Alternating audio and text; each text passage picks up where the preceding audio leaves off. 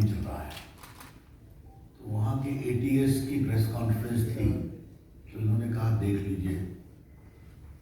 मैं देख रहा था, लेकिन कमाल हुआ कि पुलिस के जो वरिष्ठ पदाधिकारी थे बोल करके बिना कोई सवाल लिए उठ गए। तो वो भी खिलाई है। आज कुछ मोटी बातें कहनी है, जो आपके सवाल होंगे उसका हम उत्तर देंगे। परसों मैंने पटना में प्रेस की थी, फिर देवेंद्र जी ने मुंबई में प्रेस की थी। हमें लगा कि ये कहानी बहुत तेज चलेगी और ये अब ऑटो पायलट पर है ना।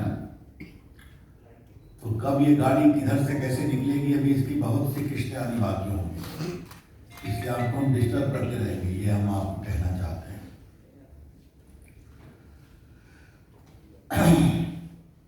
महाराष्ट्र में मित्रों जो हो रहा है वो विकास नहीं, वो वसूली है।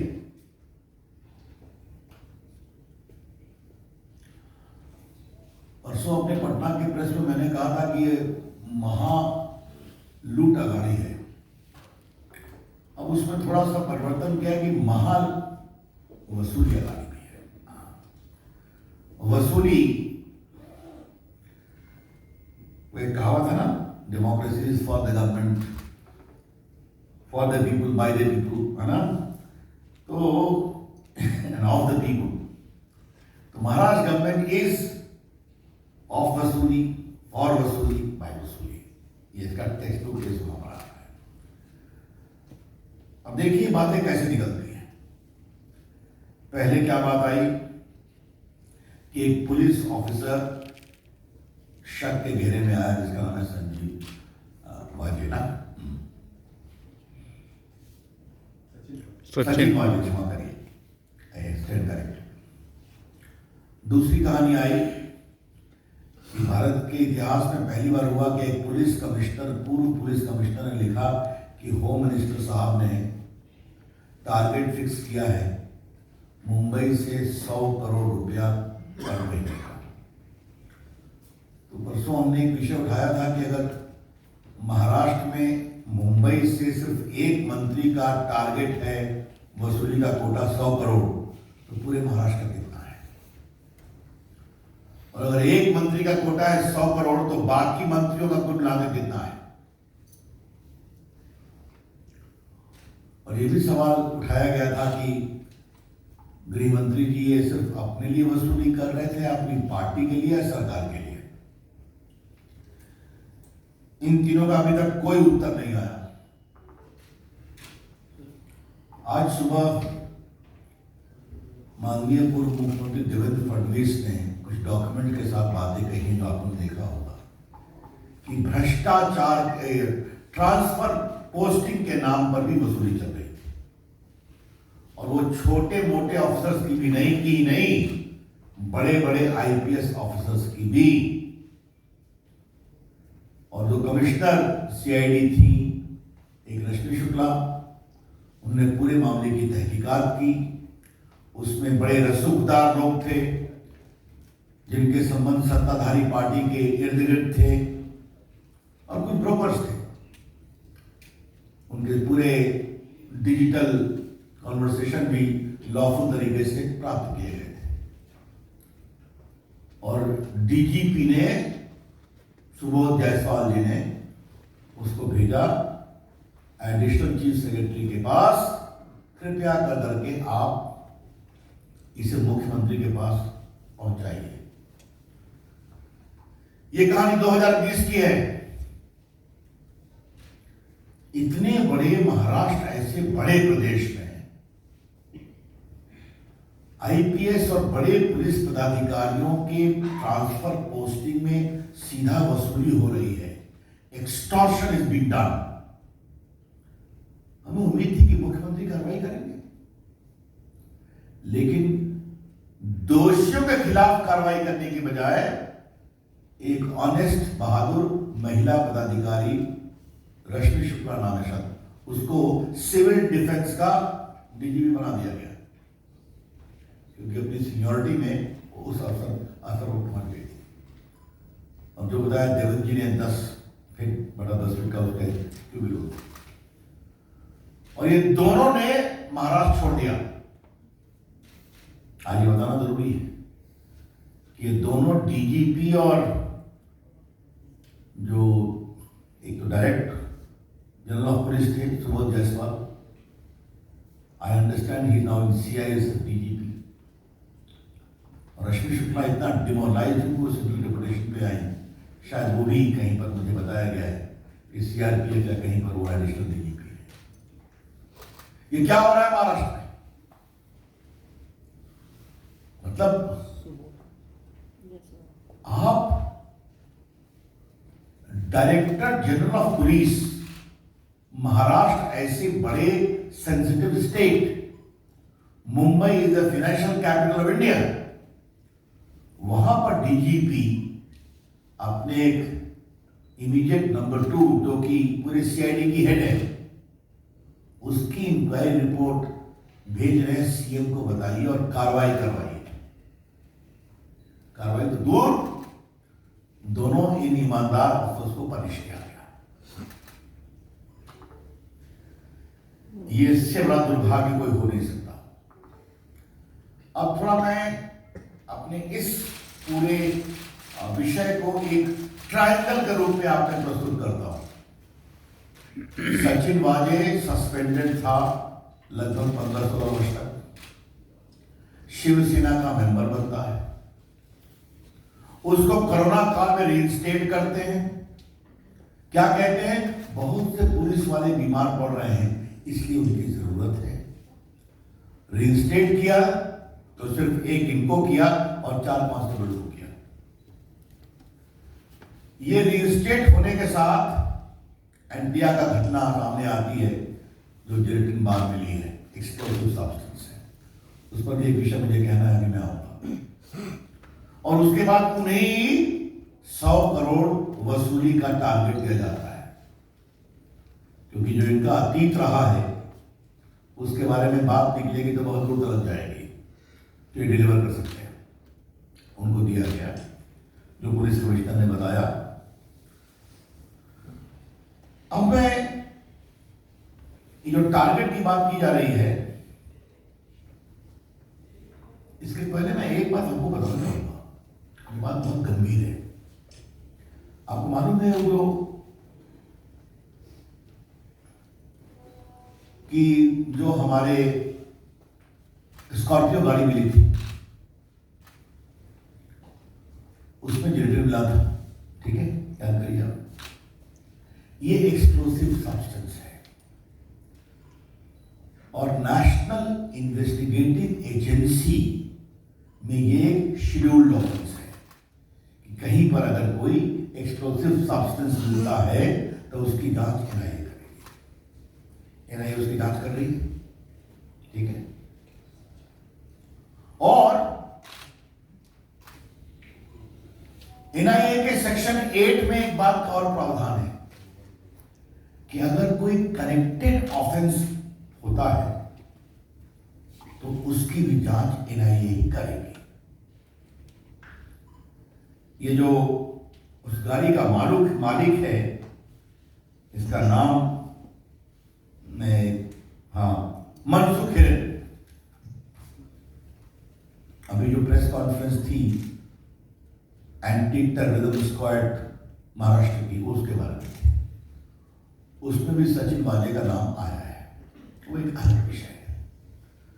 लेकिन जहां तक मेरी जानकारी है, एनआईए ने रिक्वेस्ट किया है अंडर प्रॉपर ऑथराइजेशन कि इस मनसुख हिरेन की मृत्यु या हत्या की जांच हमें दे दी जाए, कि उसके तार जुड़े हुए,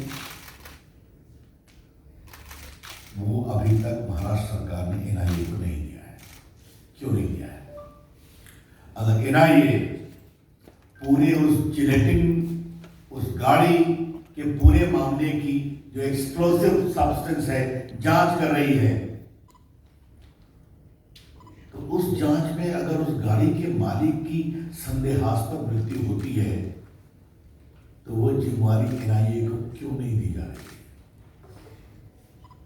क्या इस बात से हम ये निष्कर्ष निकालें कि जो इसके सस्पिशियस सर्कमस्टेंसेस ऑफ कॉन्स्पिरेसी है, उसकी ईमानदार जांच को रोका जा रहा है। हम कोई टिप्पणी नहीं कर रहे हैं।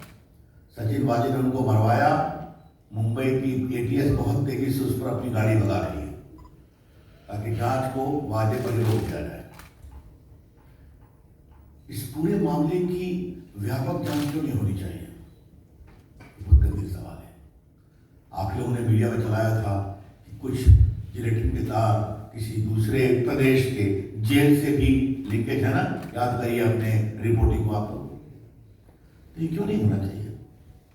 मैं फिर कहूंगा, अगर भारत की एनआईए एक उद्योगपति के घर के सामने जो मिली है गाड़ी जहां से जिलेटिन रिकवर हुआ, उसके पूरे मामले की जांच कर रही है, तो अगर उस गाड़ी का तथाकथित मालिक से संदेहास्पद परिस्थितियों में मृत पाया जाता है, तो उसकी जांच को क्यों रोका जा रहा है?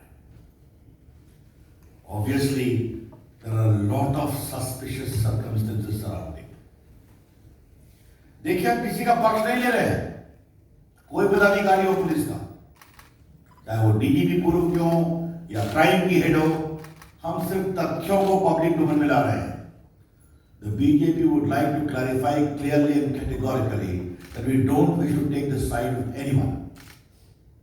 We are only bringing the fact into the public domain, including all the suspicious circumstances, which raises very sensitive questions, जो कि बहुत ही संदेहास्पद सवाल पैदा करते हैं।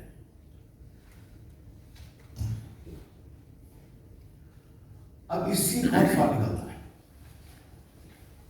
महाराष्ट्र सरकार को कौन चला रहा है? Who is running the show of Maharashtra?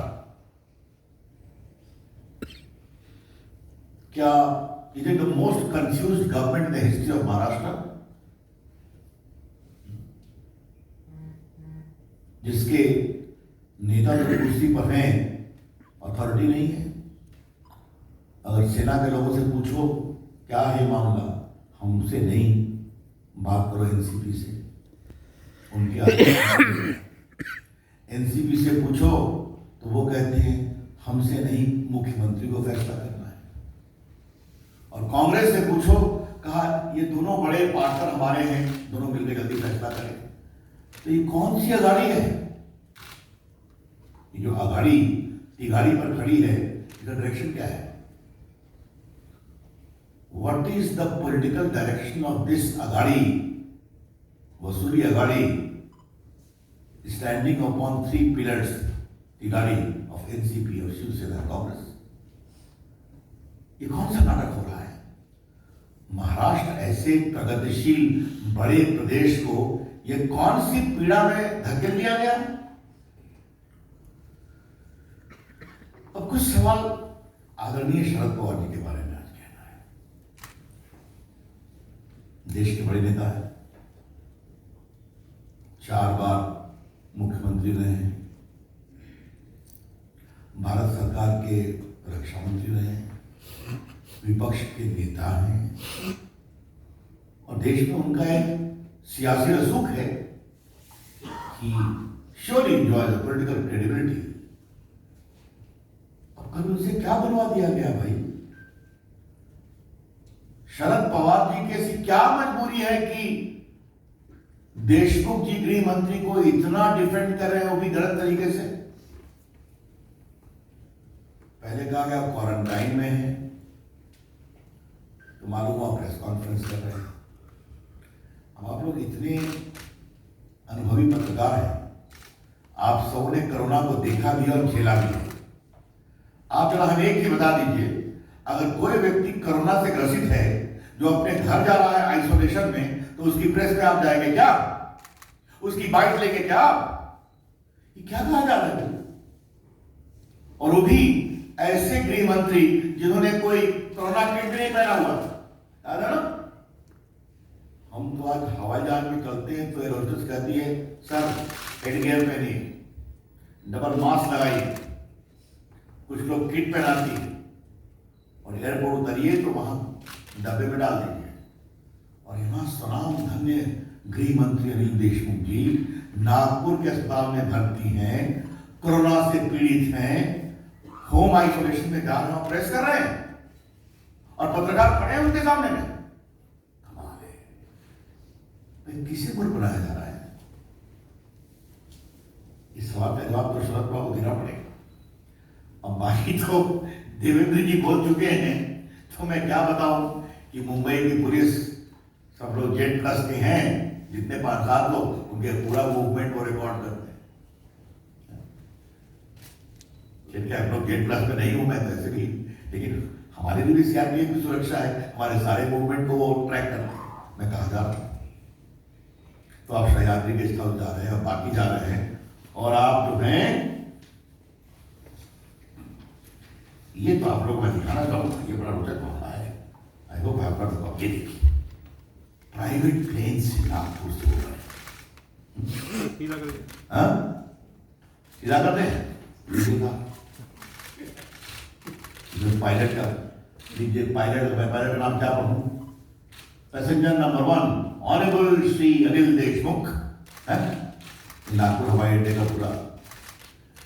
Sharad Pawar ji क्या बोल रहे हैं आप?